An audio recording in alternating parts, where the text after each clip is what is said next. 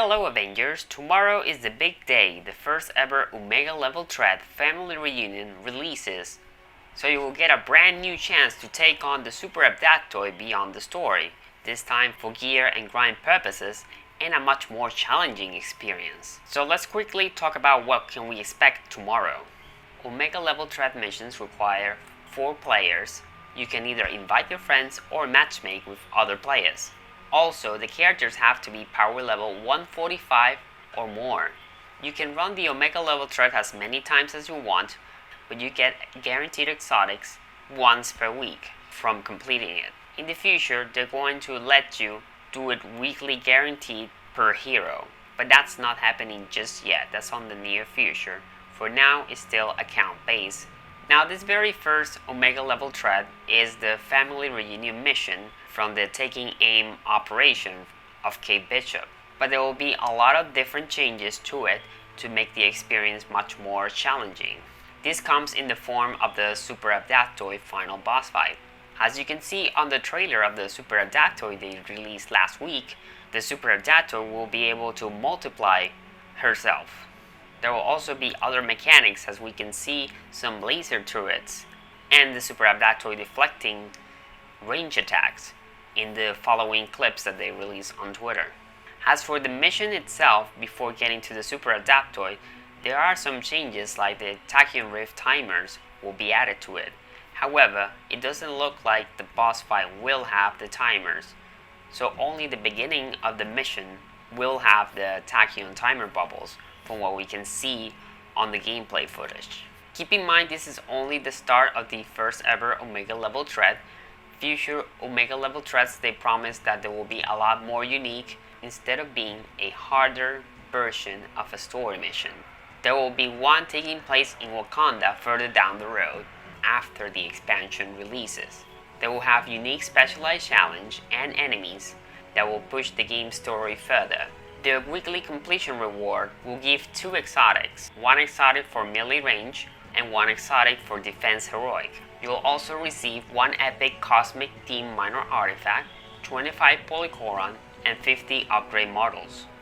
After you've done it once in the week, if you replay it on that same week, you'll get an ISO 8 and 10 upgrade models. This exotic gear will be cosmic focused, including the Cosmic Aura, the Cosmic Surge, and the Cosmic Payload.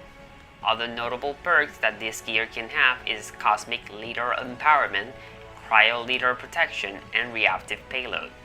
You can see on full details on the blog on what each of these perks can do. Essentially, a lot of the cosmic perks here generate more willpower healing while you're dealing damage, which is essentially what the status of Cosmic does. But these perks will amplify that effect, which will be very handy for when you have to deal with these harder difficulty confrontations, especially if you're a glass cannon build. Now, the other thing that's coming tomorrow is multiplayer Mega Hives. Finally, you'll be able to play the Mega Hives with your friends, rather than doing it on your own. However, you can still play them on your own if you want to as well. There is a change in terms of the exotic gear that you can get from it, however. Instead of getting exotic Hive Mind gear and exotic hero set gear, you will receive 2 Hive Mind gear pieces now, which one will be melee range and the other one will be defense heroic. And then the exotic hero set is now moved to priority missions. That's right, priority missions will now give exotics from the hero set gear that used to be on Mega Hives. But instead of having 2 priority missions, we will now have just 1 priority mission, but it will be a higher power level mission and overall a much more longer mission. So starting tomorrow, we will have 3 sources of weekly exotic gear to get: the Omega level threat, the multiplayer Mega Hives, and the priority missions. I will be doing a brand new video on how to obtain exotics with all these changes are coming this Tuesday, so stay tuned for that next week. The other thing that is dropping tomorrow is the ability to play multiple of the same hero. That's right, the Tachyon event that lets you play multiple of the same hero, it will now be a permanent feature in the game. So you can go all out and face a Super Abductoid, have 4 Iron Man, 4 Hulks, whichever combination that you want to do. So overall, the entire update of tomorrow is fully multiplayer focused. So it'll give you a lot of reasons to play with your friends. I will try to get you gameplay as soon as I can tomorrow of the Omega Level Dread family reunion. Meanwhile, in terms of War for Wakanda, we have gotten quite a couple of interesting art updates, story updates, and voice acting updates. So first of all, they show us a bit of the concept artwork that's been worked on the game, where they reveal that they're working on so many different things to make you really feel like you're in Wakanda. For example, when you're in the biome, you won't see the traditional shield chest or health canisters that you normally do, not even the turrets themselves. Instead, you will see them in a full-blown Wakanda aesthetic. So the work that's going on with Wakanda is really a lot bigger in terms of bringing you the immersion of the experience that you are in Wakanda. And of course, you can expect a lot of Wakanda structures with their history, temples, tombs, and all that kind of stuff that I'm really excited about to check out. Meanwhile, in terms of voice actors, Christopher Judge was confirmed as the Black Panther himself. Steve Blum was also confirmed as Ulysses Claw, as the title villain of the expansion. Deborah Wilson will be Okoye, the great fearless leader of the Dora Milaje.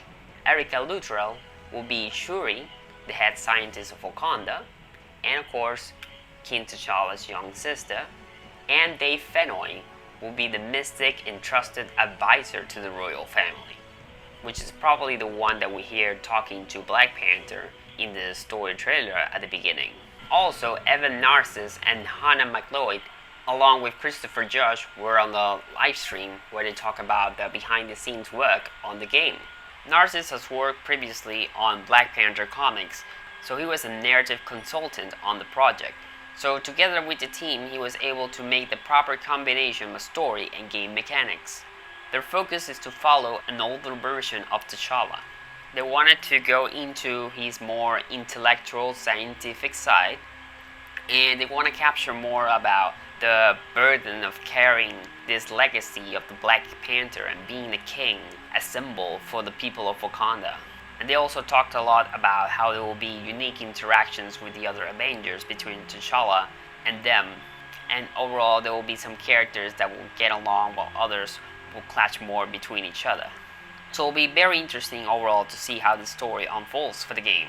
So that's it for what we know so far on this month of July. Stay tuned for more news as we hopefully learn about a future war table deep dive for Black Panther, and hope we get to learn more about this very exciting expansion.